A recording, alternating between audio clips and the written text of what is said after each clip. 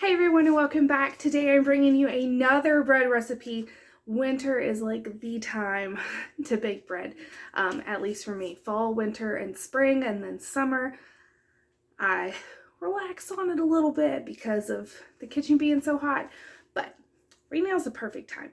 So today we are doing a focaccia. It's going to be real simple. Nothing really added to it, but it's very versatile. You can add fresh herbs, you can add dry herbs. I may add some garlic cloves right before we bake it off. Haven't decided yet, honestly. It just depends on time.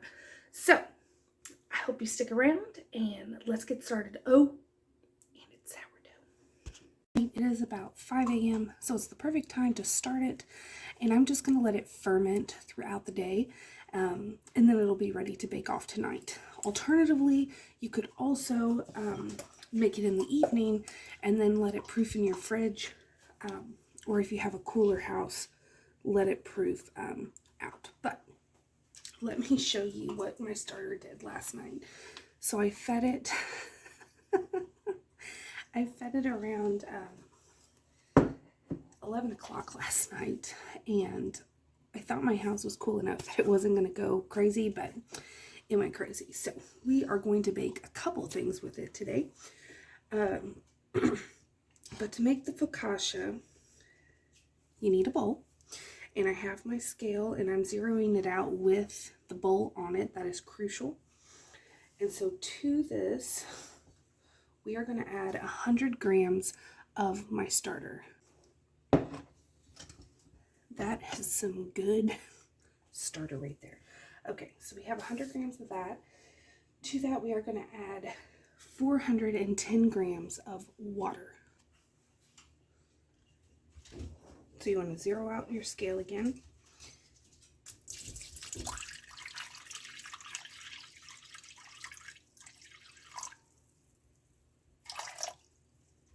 Okay, there's that. And then 600 grams of flour.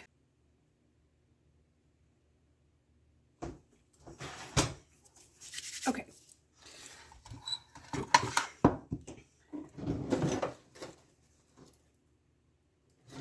So you're done with your scale, and now lastly, we are going to add about 2 teaspoons of salt. Now, I measure my salt with my heart. You can do it by grams, but I just do about 2 teaspoons. Because the last thing you want is to spend all this time on making your bread, whichever bread you're making, and then it comes out bland because you didn't add enough salt. I'm not saying go crazy on the salt, but just remember that it is an important ingredient. So now I just go in with my hands, and we're going to mix everything up into a shaggy dough, and then we're just going to let this chill out on our counter for about an hour.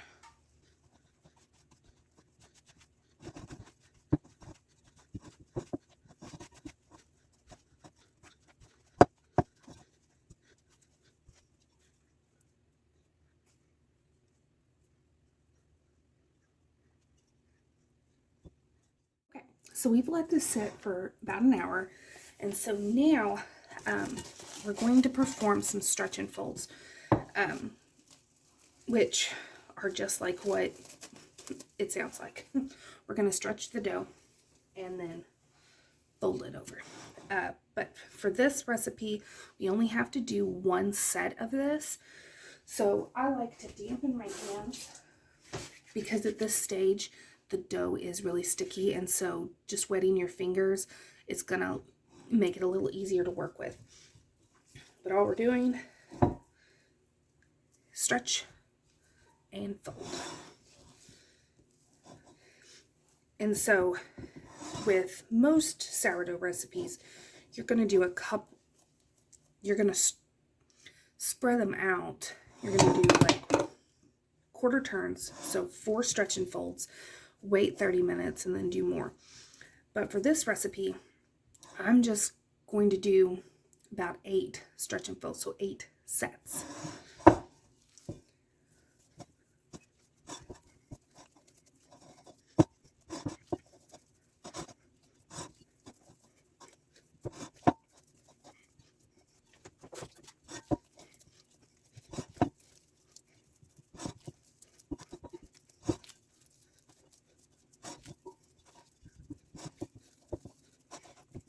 Okay, so this dough, you can see, has changed in texture. It's still sticky, but it is much more smooth than what it was. So now I'm just going to cover this, and it is going to sit on my counter until it has doubled in size. You could do a long ferment in the fridge, but I want to use this for dinner tonight, so I wanted to go a little faster, but I'm not going to help it out. I'm not going to put it in the oven with the light on. I'm not going to put it on a heat mat. I'm just going to let it, cover it, and just let it chill until later in the day. Usually mine is ready at 6 o'clock now, so by noon it should be ready. It may be ready before then, but by noon, which is about 6 hours. And then we'll work with it some more, let it do another rise, and then cook it off for dinner. So stay tuned. Okay, so our focaccia dough has doubled in size, as you can see. And this was just sitting on my counter. It took right around 7 hours. So just to give you an idea, my house right now, it was 64.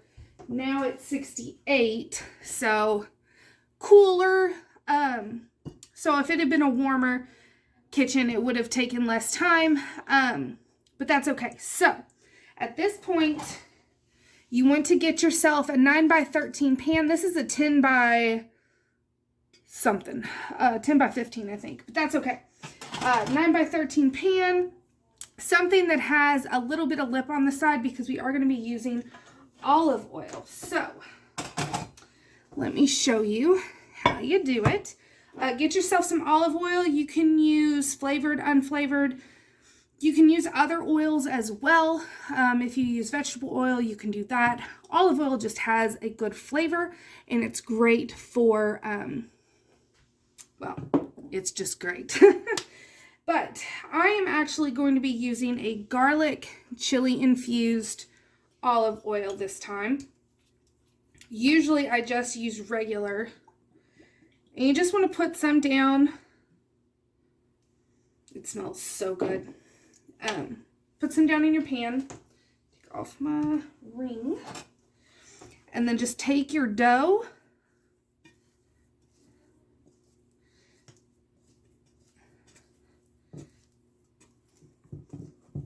and you see how the dough kind of just pulls away from the bowl. That's what you want. That shows that it hasn't been overproofed or anything like that. It's just good. So now I put a little olive oil on my hands, and we're going to do an envelope fold on this. Be gentle. And then I just take the sides in and then flip it. And then I'm just going to kind of gently spread it out a little bit. It doesn't have to be spread out a lot, but just kind of work it just a little bit. Perfect. Okay, so that's it for right now. We're going to put something over top of it and let it do a second rise. This one is going to go, I'm probably going to let this rise until it's 1:30 now. Probably until about 5 it should be ready. So I will bring you back when it has pretty much doubled a second time. So we are ready to finish off the focaccia and get it in the oven. So I have my oven preheating to 425 degrees, And then this doesn't look like it's risen a lot, but it has doubled.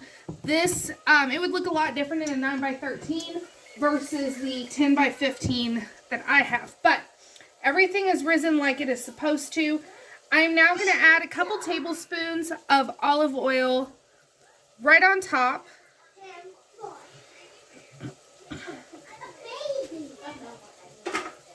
And then just take your fingers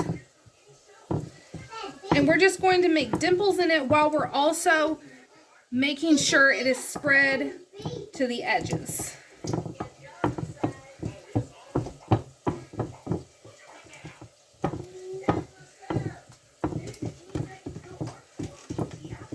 Just like so. And I like a lot of dimples in mine. Okay, and then you can leave it right like this, maybe sprinkle some flaky salt on top and bake it off. I have some peeled garlic because this is actually, my husband changed up the menu, so we're having spaghetti now. So this is going to go with spaghetti, so I'm going to use garlic. And there's no rhyme or reason to this. I just kind of tuck it in. Just so essentially every piece should have a piece of the garlic in it. And then I'm going to top it with some pepper.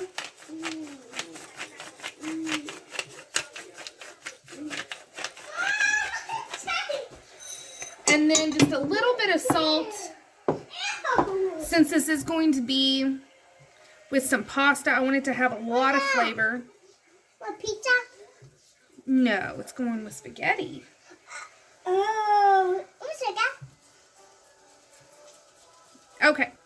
So now this is going to go into your preheated oven for 15 to 20 minutes until it is puffed and it is golden and delicious. All right, so here is the finished product. You can see how much it rose. It smells and looks divine. So I'm going to let it cool probably for another 30 minutes and then we'll slice it up. Okay, so here it is. Let me show you.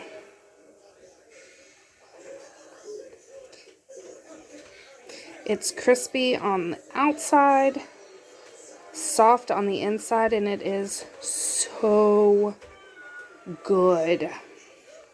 So I hope you enjoyed this recipe. I hope you try it out for yourself, and I will see you all next time.